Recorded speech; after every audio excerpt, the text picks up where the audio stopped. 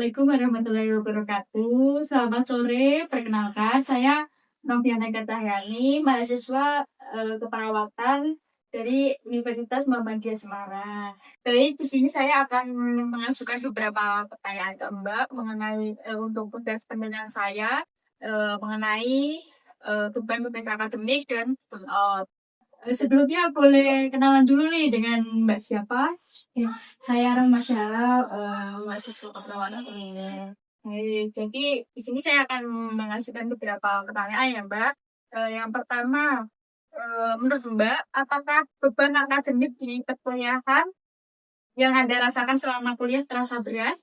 Pastinya ya Kak, karena kita juga kuliah di jurusan kesehatan, pasti tuntutan akademiknya berat ya. Betul. Terus bedanya itu yang selalu menuntut, sebenarnya tidak menuntut lebih pintar bedanya lebih ke yang padat dia ya. Nah, kemudian yang kedua, berapa banyak tugas yang biasanya Mbak terima dalam satu minggu? Pastinya banyak, karena dosen itu suka sekali memberikan tugas, kurang lebih satu minggu itu bisa 4 sampai 5. Dan selanjutnya, apakah Mbak pernah kewalahan atau kayak kecapean saat menerima tugas-tugas yang diberikan? Saya sih sering merasa kewalahan, apalagi kalau ada beberapa tugas yang kadang deadline-nya itu saling bersamaan. Misalnya hari ini tuh ada tugas apa, terus udah itu nanti di jam lain juga ternyata ada deadline yang itu. Ada saya masih kurang bisa membagi waktu. Iya, kurang handle gitu ya Mbak. Kemudian Apakah Mbak pernah merasa kelelahan secara fisik atau mental dari tugas-tugas tadi yang diberikan mungkin? ya, saya sih sering merasa lelah, bukan hanya karena fisik, tapi juga mental juga. Ada rasa capek terus, karena tugas tidak ada habis-habisnya, setiap hari pasti ada selalu. Jadi ngaruh ya Mbak di sini Ya, mental pasti. juga ya. Kemudian dari tugas-tugas tadi, apakah Mbak pernah merasakan ingin menyerah atau kayak putus asa gitu? Apakah pernah merasakan? Kalau untuk merasa menyerah sih pastinya pernah ya Kak, karena kita tugasnya selalu banyak.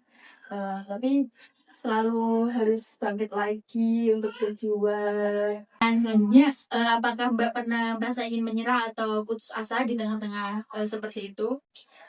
Pastinya sih pernah ya Kak ya. Semua orang pasti juga pernah merasakan capek.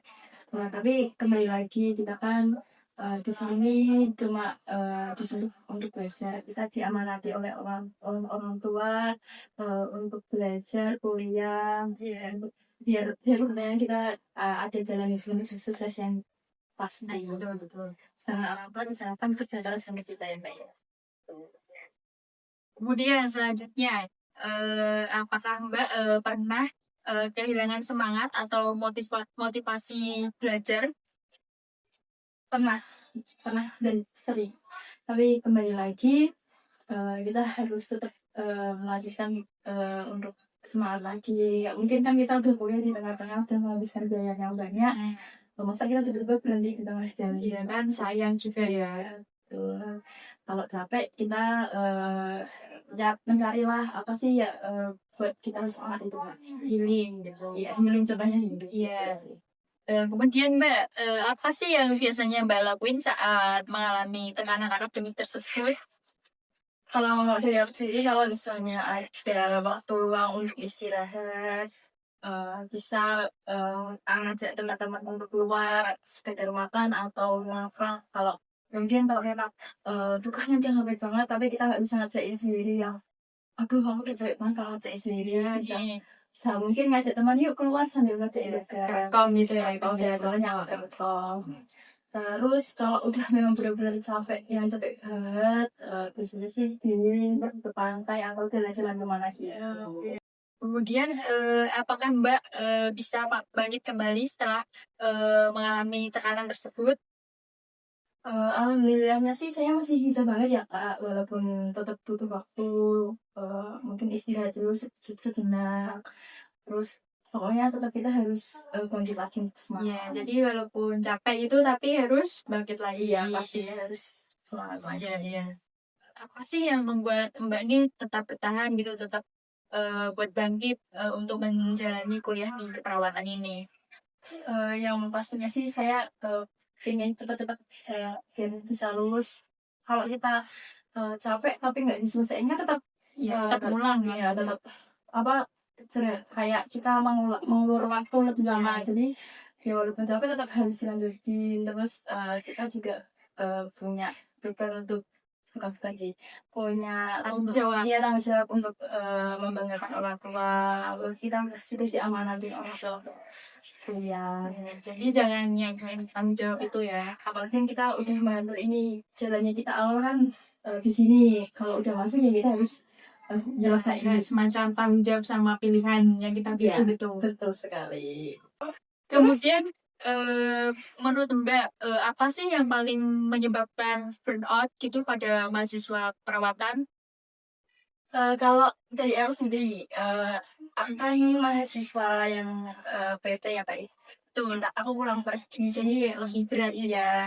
Waktu itu yang buat capek itu misalnya akhir jadwal yang kita dapat misalnya itu juga ada jadwal 8.40 sedangkan di informasi ini tuh udah jam 8. Kita kan itu posisi belum siap-siap, belum apa-apa, kalau di jalan ya kan kita nggak tahu keadaannya macet atau hujan atau gimana. Terus tugas yang deadline-nya yang mepet itu mepet. Kadang misalkan tugasnya hari ini besok udah harus jadi. Baik Mbak, cukup sekian pernyataan dari saya. Terima kasih atas waktu dan jawaban Mbak yang sangat membantu dan berguna untuk saya dan untuk memperlancar tugas saya ke depannya. Oke, sama-sama Mbak. Wassalamualaikum warahmatullahi wabarakatuh. Waalaikumsalam warahmatullahi wabarakatuh.